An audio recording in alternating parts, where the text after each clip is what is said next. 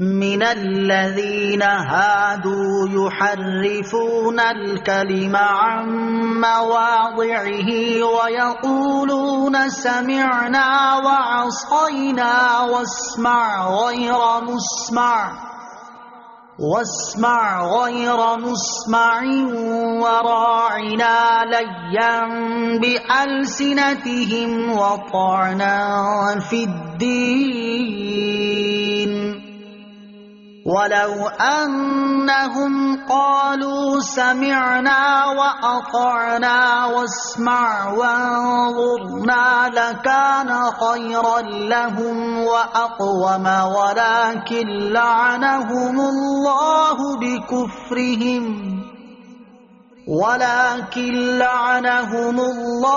بكفرهم فلا يؤمنون إلا قليلا۔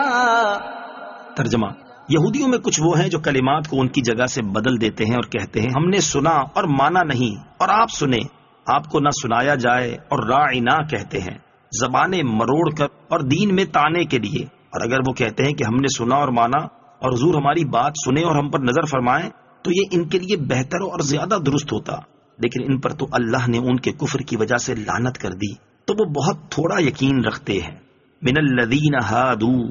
یہودیوں میں کچھ وہ ہیں۔ آیت کا خلاصہ کلام یہ ہے کہ بہت سے یہودیوں کی خصلت و عادت نہایت ہی بری اور قبیح ہے، ان میں کئی بری عادتیں ہیں۔ پہلی یہ کہ توریت شریف میں اللہ تعالیٰ نے حضور سید المرسلین صلی اللہ تعالیٰ علیہ وسلم کی شان میں جو بیان فرمایا ہے، یہودی ان کلمات کو بدل دیتے ہیں۔ دوسری بات یہ ہے کہ جب تاجدار مدینہ صلی اللہ تعالیٰ علیہ وسلم انہیں کچھ حکم فرماتے ہیں تو یہ زبان سے تو کہتے ہیں کہ ہم نے مان لیا، لیکن دل سے کہتے ہیں کہ ہم نے قبول نہیں کیا۔ تیسری بات یہ ہے کہ سرکار دو عالم صلی اللہ تعالیٰ علیہ وسلم کی خدمت میں کئی طرح سے منافقت کرتے ہیں، جس کی ایک صورت یہ بھی ہے کہ آپ علیہ الصلوۃ والسلام کے سامنے ایسے جملے بولتے ہیں جن کے دو معنی بنتے ہیں، ایک اچھے اور دوسرے برے۔ اور ان یہودیوں کا طریقہ یہ ہے کہ ظاہراً تو اچھے معنی کا تاثر دیتے ہیں، لیکن دل میں وہی خبیث معنی مراد لیتے ہیں، جیسے کہتے ہیں کہ سنیے اور آپ کو نہ سنایا جائے۔ نہ سنایا جائے سے ظاہری معنی یہ نکلتا کہ کوئی ناگوار بات آپ علیہ الصلوۃ والسلام کے سننے میں نہ آئے، اور دوسرا معنی جو وہ مراد لیتے یہ ہوتا کہ آپ علیہ الصلوۃ والسلام کو سننا نصیب نہ ہو۔ اور اسی کی دوسری مثال راعنا کا کلمہ ہے، جس کا ظاہری معنی ہماری رعایت فرمائیے ہے،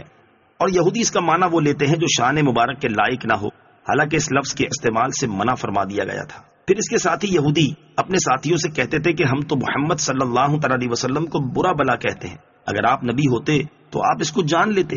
اللہ تعالیٰ نے ان کے اندر کی خباثت کو یہاں ظاہر فرما دیا۔ اس سے معلوم ہوا کہ سرور کائنات صلی اللہ تعالیٰ علیہ وآلہ وسلم کے علم پر تان کرنا در حقیقت دین اسلام پر تان کرنا ہے، اور یہ یہودیوں کا طریقہ ہے۔ پھر اللہ عز و جل نے فرمایا کہ اگر یہ لوگ بھی اہل ادب کا طریقہ اختیار کرتے اور انہی کی طرح کہتے کہ یا رسول اللہ ہم نے سنا اور دل و جان سے تسلیم کیا، حضور ہماری بات سنیے اور ہم پر نظر کرم فرمائیں، تو یہ ان کے لیے دنیا و آخرت ہر اعتبار سے بہتر ہوتا، لیکن چونکہ یہ ملعون ہے لہٰذا انہیں ادب کی توفیق نہیں ہوگی۔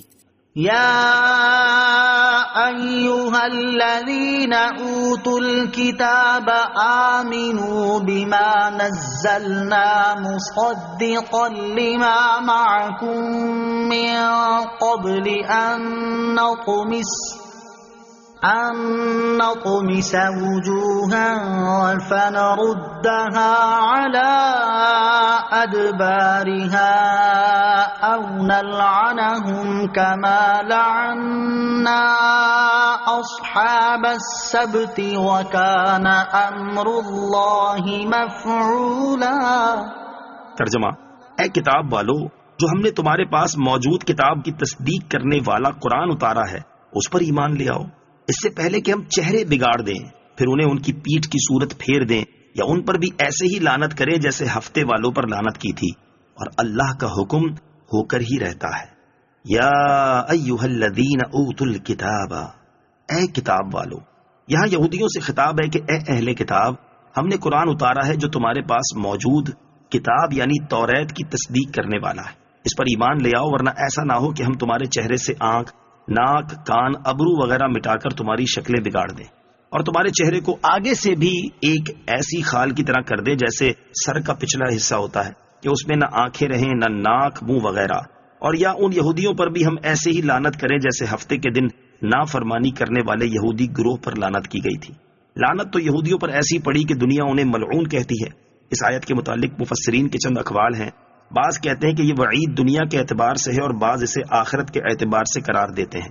نیز بعض کہتے ہیں کہ لعنت ہو چکی ہے اور وعید واقع ہو گئی ہے، اور بعض کہتے ہیں کہ ابھی انتظار ہے۔ بعض کا قول ہے کہ چہرے بگڑنے کی یہ وعید اس صورت میں تھی جبکہ یہودیوں میں سے کوئی ایمان نہ لاتا، اور چونکہ بہت سے یہودی ایمان لے آئے اس لیے شرط نہیں پائی گئی اور وعید اٹھ گئی۔ حضرت عبداللہ بن سلام رضی اللہ تعالی عنہ کا قبول اسلام۔ حضرت عبداللہ بن سلام رضی اللہ تعالیٰ عنہ جو بہت بڑے یہودی عالم تھے، انہوں نے ملک شام سے واپس آتے ہوئے راستے میں یہ آیت سنی اور اپنے گھر پہنچنے سے پہلے اسلام لا کر نبی کریم علیہ الصلوۃ والسلام کی خدمت میں حاضر ہوئے اور عرض کیا، یا رسول اللہ صلی اللہ تعالی علیہ وسلم، میں نہیں خیال کرتا تھا کہ میں اپنا منہ پیٹ کی طرف پھر جانے سے پہلے اور چہرے کا نقشہ مٹ جانے سے قبل آپ کی خدمت میں حاضر ہو سکوں گا۔ یعنی اس خوف سے انہوں نے ایمان لانے میں جلدی کی کیونکہ توریت شریف سے انہیں آپ علیہ الصلوۃ والسلام کے رسول برحق ہونے کا یقینی علم تھا۔ حضرت کعب احبار رضی اللہ تعالیٰ عنہ کا قبول اسلام۔ حضرت کعب احبار رضی اللہ تعالیٰ عنہ جو علماء یہود میں بڑی قدر و منزلت رکھتے تھے، انہوں نے ایک رات کسی شخص سے یہ آیت سنی تو خوف زدہ ہوئے اور حضرت عمر رضی اللہ تعالیٰ عنہ کی بارگاہ میں حاضر ہو کر مسلمان ہو گئے۔